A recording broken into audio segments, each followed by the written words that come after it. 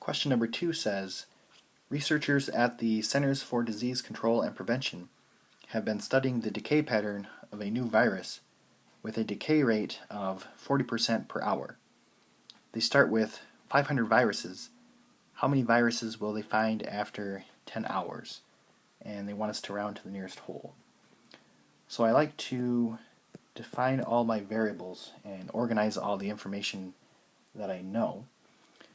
So I'm looking for the value of the population, and I know I start out with 500.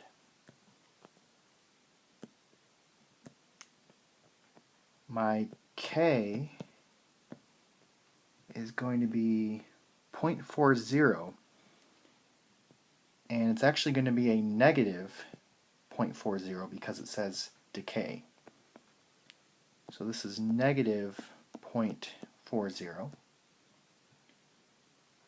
And then my T is equal to 10 because they're asking how many viruses will they find after 10 hours. So just as a note, this K was negative because they said decay.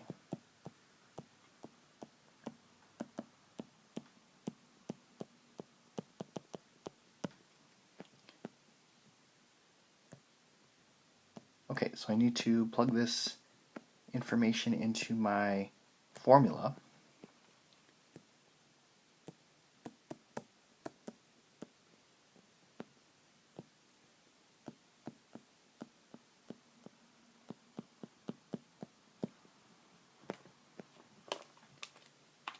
So 500 times e raised to the negative 0.40 times 10.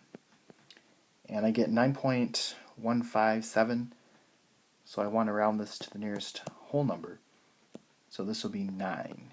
So 9 viruses.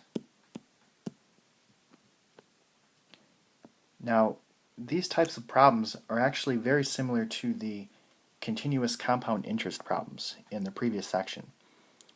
And the reason for that is because mathematically the continuous compound interest formula is equivalent to our exponential growth and decay formula.